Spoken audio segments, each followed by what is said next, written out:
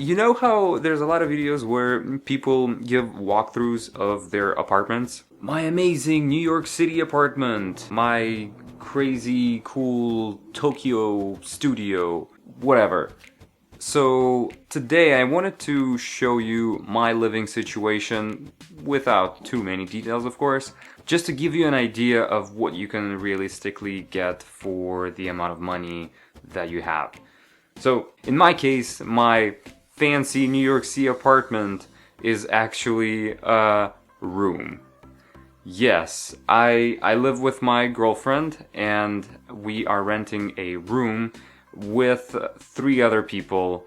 So it's a good way to save some money.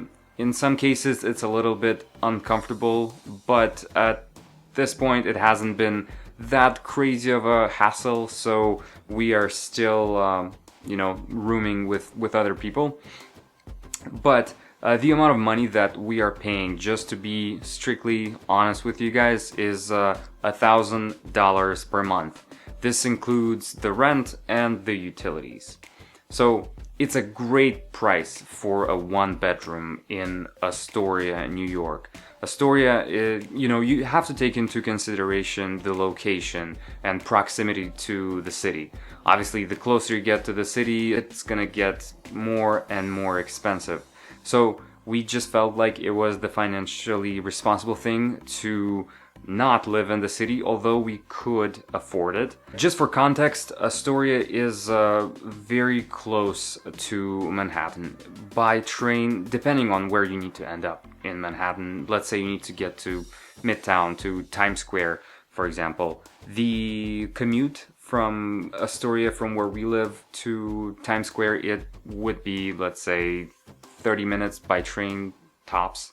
So very close, very manageable commute, so checks off a lot of the boxes, very safe neighborhood. So $1,000 for something like this is quite a steal. I'm fully aware of it and I'm really grateful. For perspective, a 1-bedroom apartment in this same building and an apartment that is more or less in the same condition as the one where I live, it will rent out for approximately $1,700. So there you go. That's the comparison, and you can draw the conclusions yourselves. The other thing that makes this place, at least for me in my book, steal, is because we don't have a lease on this place. Which, I mean, of course, there's pros and cons with that, but in our view, this gives us a lot of flexibility as well. We can leave at any point, and as long as we give, enough of a notice, we should have no consequences like there usually are when you have a lease. What I'm gonna do is I'm just gonna give a quick walkthrough of the room, how big it is, how much stuff we can fit, and then I'm just gonna walk out and show you other living areas here, just so you have an understanding of what your money can get you here in Astoria. Alrighty, so this is where you walk in. Apologies in advance if it doesn't look super clean, but you come in here and what you see is what you get, basically. Let me adjust this. So on the right side here, I have a closet that is 100% movable, and you can assemble it yourself. You can disassemble it if you want and take it with you if you're moving. So there's this. My guitar is right there. Perfect spot for it. Another desk, a couple of windows. In fact, if you're coming from somewhere out from the Midwest or from the West Coast, you are gonna be surprised to find out that to have 2 windows in New York is in one single room like this is quite a big deal. Bed, which, like you can see right now, can function as storage sometimes during the day.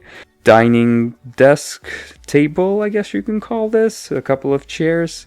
We used to keep it in the kitchen, but then we realized we actually prefer to have it here. And this is my girlfriend's makeup desk area, so to speak. And this is it. I've got a little mirror here that you can, check before you go to work. And that is basically it. Not much, but if you can be practical with your space and maybe a bit minimalistic in some ways, I think you can make this work. Also, just for context, the room size is about 12 by 12, more or less. It's more like 11.5 by 12.5, but I guess let's just call it 12 by 12. I just measured it right here, got the measuring tape to prove it. So with that, I'm gonna go ahead and show you guys the rest of the apartment. Most of it is gonna be just other people's rooms, which I'm not gonna go in, but I'll show you the kitchen and other areas as well. This is what's supposed to be a living room, but it doesn't look like a living room that is set up by any means. Here's one thing that is amazing. This cart, we bought it about a year ago, and it's been really helpful when you're doing grocery shopping and you have to walk for 15-20 minutes or so to get back home. And it's also nice because you can just put your produce without a plastic bag, and it's good for the environment that way.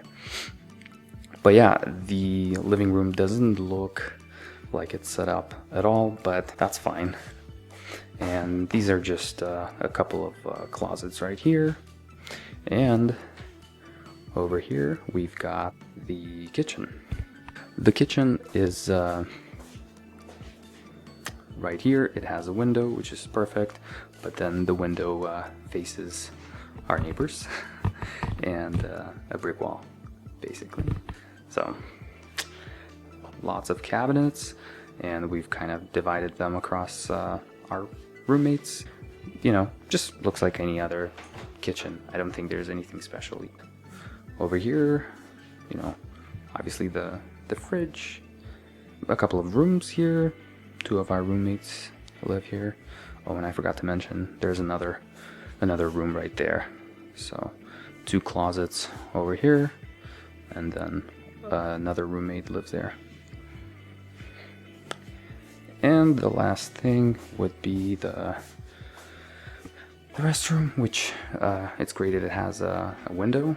Nothing special, just a bathtub, a sink, mirror, hello, and toilet and all that good stuff that you would expect in a restroom. And that's the door, and that's pretty much it. This is it. This is the tour. Nothing fancy, as I kind of warned you guys at the beginning, but for $1,000 a month for a room in Astoria, New York, this is quite a steal, believe it or not. And like I said, for people who are coming to live in New York from somewhere else, moving here and the living conditions might be quite a bit of a change. The other thing to keep in mind is the fact that I work and I'm in the city, meaning not in the apartment most of the day. So this is not a place to, stay at for the majority of my time here. I don't work from home that often. So this is more of like a place where you just, come back to sleep to, and maybe you spend some extra time over the weekends. But for the majority of the day, I'm at work, I'm at the office, I'm in meetings, and so there's no need to have anything in my mind fancy when it comes to your room or your apartment. Alright, well, that's it. Thank you so much for watching the mini tour of the room / apartment where I live. Thank you so much, as always, for supporting me in what I do. And yeah, let me know if you have any feedback.